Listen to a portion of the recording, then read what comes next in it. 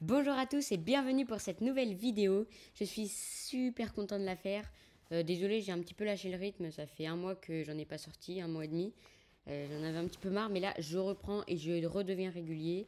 Si vous aimez mes vidéos, abonnez-vous. Et donc aujourd'hui, partie 3 de apprendre les échecs. Ça va être juste les coups spéciaux. Donc quelques coups qu'il faut connaître aux échecs.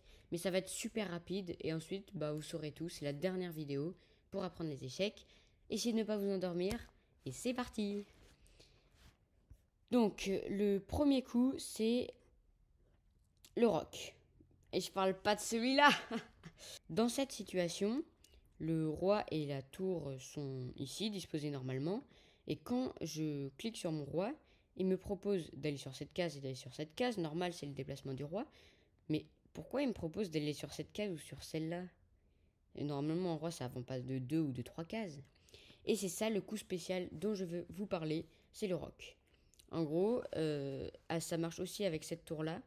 Le roi et la tour peuvent échanger leur place comme ceci.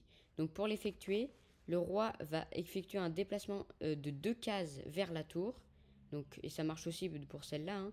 Donc il va faire 1, 2. Et la tour va passer par-dessus le roi.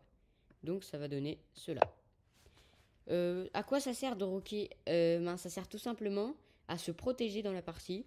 Ici, le roi est derrière une belle muraille de pions et derrière sa tour, ce qui empêche par exemple les attaques d'une certaine dame ici. Maintenant, si elle prend, elle se fait remanger par le roi. Donc, ça protège beaucoup le roi qui était ici tout seul, faible sur une colonne, et maintenant qui est beaucoup mieux. Et par contre, il y a des règles pour réaliser le roc. La première, c'est un petit peu évident. Il faut juste pas qu'il y ait de pièces entre les cases du roc. Sinon, le roc ne marche pas. La deuxième, c'est que les pièces qui font le roc n'aient pas encore bougé. Par exemple, si je bouge mon roi, que je le remets ici, quand j'appuie sur le roi, il ne me propose plus de faire le roc parce que j'ai déplacé mon roi. Par contre, si ni mon roi ni ma tour n'a bougé, là, je peux faire le roc tranquillement. La troisième chose qui nous empêche de faire le roc, c'est cela. En gros, là, il ne me propose pas de faire le roc parce que le fou, j'ai ouvert ma diagonale, donc le fou contrôle cette case. Et si une pièce contrôle une case où le roi ou la tour vont se mettre, le roc ne peut pas avoir lieu tout simplement. Là, il ne me propose pas de roquer. Donc il faut d'abord que je mette une pièce pour m'interposer comme cela. Deuxième coup, la prise en passant. Et je parle pas de celle-là. Non, mais ici, la blague, c'est parce que le chien fait une prise de judo en passant. Ouais, c'est juste. Donc, dans ce cas de figure, on vient de manger un pion des blancs et les noirs vont avancer leur pion ici. Bon, là, vous me direz, le pion, il est safe, safe, safe. Il peut pas se faire manger. Et en fait, si. Vous voyez là, quand je clique sur le pion, on me propose d'aller là. Alors que le pion, ok, ça mange en diagonale, mais là, il n'y a aucune pièce ici. Et pourtant, je peux bien aller là, et ça mange le pion. Vous voyez, le pion qui était ici disparaît. Pourquoi? C'est le coup spécial qui s'appelle la prise en passant. C'est pas très utilisé, pas très connu, mais ça peut quand même être intéressant. Et c'est déjà arrivé dans les parties de professionnels. Donc voilà les règles pour faire la prise en passant.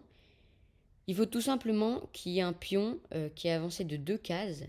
Et donc il faut absolument qu'il vienne d'avancer de 2 cases, sinon ça ne marche pas. Il faut qu'il se mette à côté d'un pion qui est à nous, donc de la couleur opposée. Dans ce cas-là, donc là, il a bien avancé de 2 cases et il s'est bien mis à côté de nous. Et donc en fait, on peut le manger. Ça marche pas, par exemple, s'il était ici et qu'il avance d'une case, parce qu'il n'a pas avancé de 2 cases, donc je ne pourrais pas le prendre en faisant ça. C'est pas possible. Et il faut donc que mon pion soit à côté. Il peut aussi être ici. Passons au troisième coup. Le plus simple, franchement, ça va durer 2 secondes. Transformer son pion. Je vous montre. Alors ici, je ne peux pas avancer mon pion parce qu'il y a le roi derrière. Donc si j'avance mon pion, ça le mettra en échec et on n'a pas le droit. Donc je vais d'abord bouger mon roi pour que... Bon, là, je fais exprès qu'il me laisse tranquille. Et donc le coup, c'est tout simplement d'avancer son pion et de le faire arriver ici. Et ensuite, vous voyez, il nous propose de choisir une des 4 pièces. Je prends la dame évidemment, c'est plus fort. Donc pour faire cela, il faut juste amener un de ces pions, n'importe lequel, jusqu'à la 8e colonne, donc, ou la première si on est les noirs, donc la colonne de l'adversaire.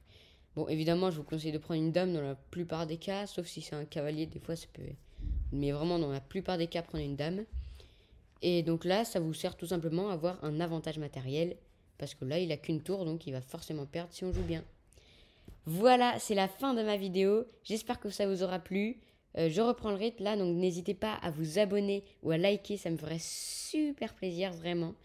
Je vais reprendre vraiment toutes les vidéos, promis. Au revoir.